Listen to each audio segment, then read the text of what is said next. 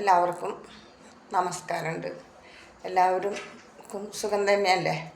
സുഖമാണെന്ന് വിശ്വസിക്കുന്നു.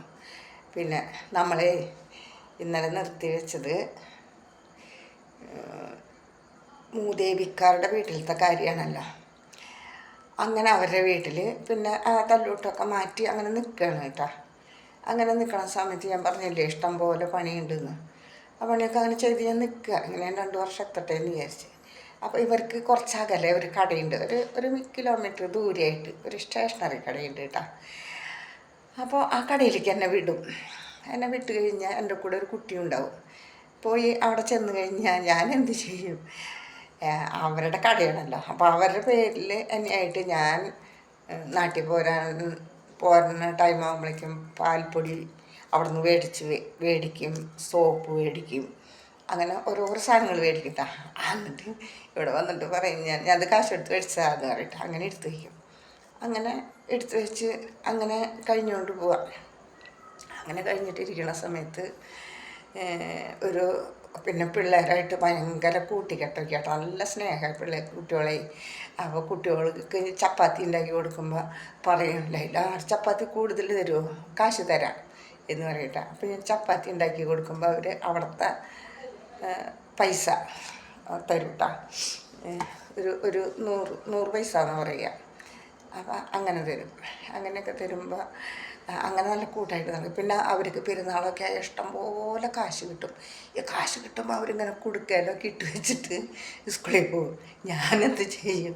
ഇവർ പോയി കഴിഞ്ഞാൽ ഈ കൊടുക്കേന്ന് ഇങ്ങനെ ചോർത്തി എടുക്കും. അങ്ങനെയുണ്ട് കേട്ടോ. അപ്പം അങ്ങനെയൊക്കെ രസമായിട്ട് അങ്ങനെ പോവുകയാണ്. പിന്നെ പെരുന്നാളൊക്കെ വന്നു കഴിഞ്ഞാൽ നോമ്പ് സമയം വന്നാലേ എൻ്റെ ദൈവമേ, 2 മണിക്ക് അടുക്കളയിൽ കയറിയിട്ട് 4-5 തരം പലഹാരങ്ങൾ ഉണ്ടാക്കണം.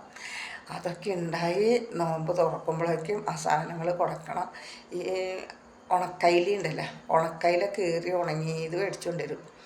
എന്നിട്ട് അത് വെള്ളത്തിലിട്ട് വേവിക്കും. വെറുതെ വേവിച്ചിട്ട് അതിൽ ഈ എന്താ പറയുക, ഒരു സൈസ് വീതിയിൽ അലിയുണ്ട്. അതങ്ങോട്ട് അരിഞ്ഞങ്ങോട്ട് ഇടും. അത് നാരങ്ങ നീരും ഒഴിക്കും, ഉപ്പ് ഇടും. എന്നിട്ട് അതങ്ങോട്ട് വലിയൊരു ബൗളിലാക്കിയിട്ട് അങ്ങോട്ട് ഇളക്കി വെച്ച് കൊടുക്കും. എനിക്കും എനിക്ക് ഭയങ്കര ഇഷ്ടമായിട്ട് ഞാനും കഴിക്കും അതങ്ങനെ. അങ്ങനെ നോമ്പ് തുറക്കണ സമയത്ത് ഇങ്ങനെ 5-6 തരം പലഹാരം ഇതൊക്കെയായിട്ട് നോമ്പ് തുറക്കൽ. പിന്നെ പുലർച്ചയ്ക്ക് അതുപോലെ 2 മണിക്ക് എണീക്കണം. കിടക്കുക എപ്പോഴാണ് തീരെ ഉറക്കില്ല നോമ്പ് സമയത്ത്. അയ്യോ കഷ്ടത്തിലാണ് കൂട്ടാ നോമ്പ് സമയത്ത്. അങ്ങനെ നോമ്പും കഴിഞ്ഞു. പെരുന്നാൾ വരികയാണ്. അപ്പോൾ പെരുന്നാൾ വരുമ്പോൾ ഇവർ കാടിനെ വെട്ടൽ, അതിൻ്റെ എന്താ പറയുക, ആ മാംസം മുഴുവനും നുറുക്കുക, അവരുടെ കൂടെ സഹകരിക്കണം, നുറുക്കൽ. ഉറക്കം പറയണതില്ല, ഉറങ്ങാൻ പറ്റില്ല. ഇതൊക്കെ മുറിച്ച് അവർ ഈ മഞ്ഞപ്പൊടിയും മുളക് പൊടിയൊക്കെ ഇട്ട് വലിയൊരു വട്ടയിൽ അടപ്പത്ത് വയ്ക്കും, വേവിക്കും. അത് വെയിലത്തിട്ട് ഉണക്കും. കുറേ കമ്പിമ കോർത്ത് കണലിൽ വെച്ച് വേവിക്കും. ഉറക്കം എന്ന് പറയണതില്ല കേട്ടോ. പിന്നെ അത് കഴിഞ്ഞാൽ മൂരിൻകുട്ടീനെ അങ്ങനെ തന്നെ കൊണ്ട് ഈ തോലൊന്നും കളയാണ്ടേ അങ്ങനെ തന്നെ വലിയൊരു കുഴി കുത്തിയിട്ട് അതിൽ കുറേ വിറകൊക്കെ ഇട്ടിട്ട് അങ്ങോട്ട് കത്തിച്ച് കണലാക്കിയിട്ട് ഈ മൂരിൻകുട്ടീനെ കൊന്നിട്ട് ചാക്കിലാക്കി കെട്ടി, ആ പണ്ടങ്ങളിലൊക്കെ വയലിൽ കീറിക്കളയും. എന്നിട്ട് ചാക്കിലാക്കി കെട്ടിയിട്ടേ ഈ കുഴിയിൽ ഈ കണലിൻ്റെ ഉള്ളിൽ വെച്ചിട്ട് നല്ലോണം മണ്ണിട്ട് മൂടും. മണ്ണൊക്കെ മൂടിയിട്ട് പിന്നെ ഒരു 4 ദിവസം കഴിഞ്ഞിട്ട് പോയി തുറന്നിട്ട് അങ്ങനെ തന്നെ കൊണ്ടുവരും വീട്ടിലേക്ക്. വന്നിട്ട് ദൈവമേ, അങ്ങനെ തന്നെ വലിയൊരു വട്ടത്തിലുള്ള പാത്രം ഉണ്ടാവും, അതിലങ്ങോട്ട് വയ്ക്കും. അപ്പം എന്നിട്ട് ആ തല ഇങ്ങനെ പൊളിച്ച് വെച്ച് അതിൽ നിന്നൊക്കെ അങ്ങോട്ട് മാന്തി തിന്നലും ഇതിൽ നിന്ന് മുറിച്ച് തിന്നലും. പിന്നെ ഇത് ബാക്കി ഓരോ കഷ്ണങ്ങളാക്കി ഫ്രീസറിൽ വയ്ക്കണം. അങ്ങനത്തെ തീറ്റയൊക്കെയാണ് കേട്ടോ, അറബിയുള്ള തീറ്റ.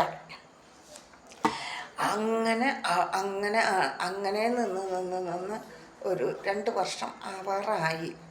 അപ്പോൾ ആവാറായിപ്പോൾ ഞാൻ ഇത്തിരീശ സ്വർണ്ണമൊക്കെ ഞാൻ വാങ്ങി വയ്ക്കും കേട്ടോ. അങ്ങനെ പിന്നെ അറബിച്ചും കുഴപ്പമില്ല, അങ്ങനെ സ്നേഹമായിട്ട് പോകും. അപ്പോൾ തൊട്ടടുത്ത വീട്ടിൽ ഒരു മലയാളി പെണ്ണുണ്ട്. അപ്പോൾ ആ മലയാളി പെണ്ണിന് ഭയങ്കര കഷ്ടമാണ്. അവളെ ഈ പറഞ്ഞ മാതിരിയാണ്, പുറത്തേക്ക് നോക്കാൻ അനുവദിക്കില്ല, ശമ്പളമില്ല, അങ്ങനെ ഭയങ്കര കഷ്ടം. അപ്പം ഞാൻ അവളോട് പറഞ്ഞു, മോളെ നീ ഒരു കാര്യം ചെയ്തോ, നീ സ്റ്റേഷനിലേക്ക് വെക്കുമെന്ന് പറഞ്ഞു. എനിക്കറിയില്ല, അങ്ങനെയല്ല അറിയുള്ളൂ. ഈ പെൺകുട്ടി അവിടെ നിന്ന് ചാടി സ്റ്റേഷനിൽ പോയി. ഇപ്പം എന്താ കാര്യമില്ല, പോലീസ് അറിവുള്ളൊരു ഒറ്റ കെട്ടാ ആ പാവത്തിന്. എന്നിട്ട് അവിടെ നിന്ന് കയറ്റി വിട്ടു. അങ്ങനെ ഉണ്ടായിട്ടുണ്ട്. പിന്നെ എനിക്ക് വേറൊരു കൂട്ടുകാരി ഉണ്ടായിരുന്നു, ഒരു കമല, കൊല്ലംകാരി കേട്ടാ. അവളെ അടുത്ത് ഞാൻ വല്ലപ്പോഴും പോവും, കുറച്ച് നേരം സംസാരിക്കും. അങ്ങനെ ഇരിക്കുന്ന സമയത്ത് ഞാനൊരു ദിവസം സന്ധ്യ കഴിഞ്ഞു, കച്ചറ ഇടാനായിട്ട് അടുക്കള വശത്തൊരു കതകുണ്ട്, അത് തുറന്നിട്ട് കച്ചറ ഇടാനായിട്ട് പോയി. അപ്പോൾ ബാക്ക് ഭാഗത്തൊന്നും വീടുകളില്ല കേട്ടാ. കച്ചറ ഇടാൻ പോയിട്ട് കച്ചറ ഇട്ടിട്ട് ഇങ്ങോട്ട് വരുമ്പോൾ ഒരു മലയാളി പോകണം അതിൻ്റെ പെങ്ങളുടെ വീട്ടിലേക്ക്. ടീച്ചറൊക്കെയാണ്, പെങ്ങളുടെ വീട്ടിൽ വാടകയ്ക്ക് അവർ ടീച്ചർമാർ താമസിക്കുക. അപ്പോൾ അവിടേക്ക് പോകുക കേട്ടാ. അപ്പോൾ ഞാൻ കണ്ടപ്പോൾ മലയാളികളെ കാണുമ്പോൾ നമുക്ക് ഭയങ്കര എന്താ പറയുക, ഭയങ്കര കൊതിയല്ലേ. അപ്പം ഞാൻ പറഞ്ഞേ മലയാളിയാണോ എന്ന് ചോദിച്ചു. ആ അതെ എന്ന് പറഞ്ഞു. ആ നീ മലയാളിയാണ്, അതെ. എവിടെ വീട് എന്ന് പറഞ്ഞാൽ തൃശ്ശൂർ. അങ്ങോട്ട് പറഞ്ഞാൽ കൊല്ലത്ത് എന്ന് പറഞ്ഞു. ഇങ്ങനെ സംസാരിച്ച് നിന്നുള്ളൂ ഒരു 5 മിനിറ്റ്. അപ്പോൾ അറബി എന്തൊരാവശ്യത്തിന് എന്നെ വിളിച്ചപ്പോൾ കണ്ടില്ല. അപ്പോൾ അറബി ഒന്ന് എത്തി നോക്കിയപ്പോൾ ഞങ്ങൾ വർത്താനം പറയുന്നു കണ്ടു കേട്ടാ. കണ്ടു കഴിഞ്ഞിട്ട് അറബി എന്താ ചെയ്താൽ ഈ അടുക്കളയുടെ കച്ചറ ഇടാൻ പോയി വാതിലടച്ച് കുറ്റിയായിട്ട്. എൻ്റെ ദൈവമേ, അവിടുന്ന് ഒരു 5 മിനിറ്റ് ആയിട്ടുള്ള അവിടുന്ന് ഫ്രണ്ട് വാതിൽ കടന്ന് കയറി വന്നു. അപ്പോൾ കയറി വന്നപ്പോൾ എന്നോട് ചോദിച്ചേ, ലൈല ആരായിട്ട് സംസാരിച്ചേ? അപ്പം ഞാൻ പറഞ്ഞു, അയ്യോ ഇല്ല, ഞാൻ ആരുമായിട്ട് സംസാരിച്ചില്ലല്ലോ എന്ന് ഞാൻ കള്ളം പറഞ്ഞപ്പോൾ അറബി എന്ത് ചെയ്തു, ആരുമായിട്ട് സംസാരിച്ചില്ല? ഇല്ല. ശരി. എന്നിട്ട് അവൻ അവിടുന്ന് വണ്ടി എടുത്ത് പോയിട്ട് പാവം ഒരു നടന്നു പോയത് എവിടേക്കാന്ന് ഇവൻ കണ്ടിട്ടുണ്ടായിരുന്നു അറബി. ഇവൻ പോയിട്ട് അതിനെ വണ്ടിയിൽ കയറ്റിങ്ങടാ കൊണ്ടുവന്ന് കൊണ്ടുവന്നു. എന്നിട്ട് ലൈല താഴ്ന്നു വന്നു കണ്ട് ചെന്ന്, ഇതാരാത്? അയ്യോ, ഇതാണോ? ഇത് ഞങ്ങളുടെ അയൽവാസിയാണ് തൊട്ടടുത്തുള്ളത്. അതെ, പിന്നെ എന്തിനാ കള്ളം പറഞ്ഞ? അല്ല ബാബ, നിങ്ങൾക്ക് പ്രശ്നമില്ലേ, പാടില്ലല്ലോ, നമ്മളങ്ങനെ ചെയ്യാൻ പാടില്ല.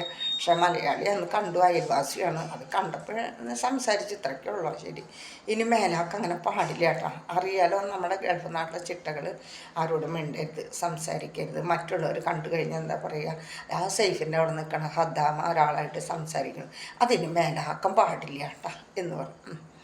ശരി എന്നും പറഞ്ഞു. അങ്ങനെ പറഞ്ഞു കഴിഞ്ഞ് വീട്ടിൽ കയറി. അങ്ങനെ 1 വർഷം 2 വർഷം ആവാറായി. 2 വർഷം ആവാറായപ്പോൾ ഇപ്പോൾ ഇവർ ഇങ്ങനെ എന്താ പറയുക, സന്ധ്യയാവും. അപ്പോഴേക്ക് അറബിച്ച് പിന്നെയും പ്രസവിച്ച് കഴിഞ്ഞപ്പോൾ ഞാൻ പറഞ്ഞില്ലേ ഭയങ്കര പണി ഇതൊക്കെ. അങ്ങനെ പ്രസവിച്ച് കഴിഞ്ഞ് 30 കഴിഞ്ഞാൽ അറബിച്ച് ഇങ്ങനെ സർക്കിട്ട് നടക്കും. സ്കൂളിൽ പോകും, അവിടെ നിന്ന് വരും, വൈകുന്നേരം സർക്കിട്ട് നടക്കുക. പിന്നെ ഇങ്ങനെ നടക്കുക, ഈ കുട്ടീനെയും നോക്കണം. അയ്യോ പൊട്ടച്ചെന്നാലും എനിക്ക് കഷ്ടമാണ്. അങ്ങനെ ഇരുന്നു. എങ്ങനെ 2 കൊല്ലം തികയട്ടെ ഭഗവാനേന്ന് വിചാരിച്ചിരുന്നു. അങ്ങനെ 2 കൊല്ലം തികഞ്ഞു. 2 കൊല്ലം തികഞ്ഞപ്പോൾ എന്താ ചെയ്തത്, ഇവരോട് പറഞ്ഞു എനിക്ക് നാട്ടിൽ പോകണമെന്ന് പറഞ്ഞപ്പോൾ ഇവർ പോകണം നിർബന്ധമാണോ ചോദിച്ചാൽ പോകണം, എനിക്ക് ക്യാൻസർ അടിച്ച് പോകണം. ക്യാൻസർ അടിക്കണം ഞാൻ ഇനി വരില്ല, കാരണം ഇഷ്ടംപോലെ പണിയല്ലേ. നാരങ്ങ പിഴിയിലും ഈ തപ്പഴം ശരിയാക്കലും വീട്ടിലത്തെ പണിയും. അയ്യോ തോറ്റു, ഉറങ്ങാൻ പറ്റണില്ല, അതാണ് ഏറ്റവും വലിയ കാര്യം. അങ്ങനെ അപ്പോൾ ഇവരാണെങ്കിലോ വലിയ വീട് വേറെ പണിയുക. അയ്യോ അതുകൊണ്ട് പണ്ടത്തെ അവസ്ഥ എന്താ. അങ്ങനെ ഇരിക്കണ സമയത്ത് ഇനി ഞാൻ നാളെ പറയാട്ടാ. അവിടെ നിന്ന് അങ്ങോട്ടുള്ള കാര്യങ്ങളൊക്കെ എല്ലാവരും സബ്സ്ക്രൈബ് ചെയ്യണേ, ലൈക്ക് അടിക്കണേ കേട്ടാ, കമൻറ്റ് ചെയ്യണേ, ലൈക്ക് അടിക്കണേ, സബ്സ്ക്രൈബ് ചെയ്യണേ. എല്ലാവരും ചെയ്യില്ലേ? എല്ലാവർക്കും നന്ദി, നമസ്കാരം.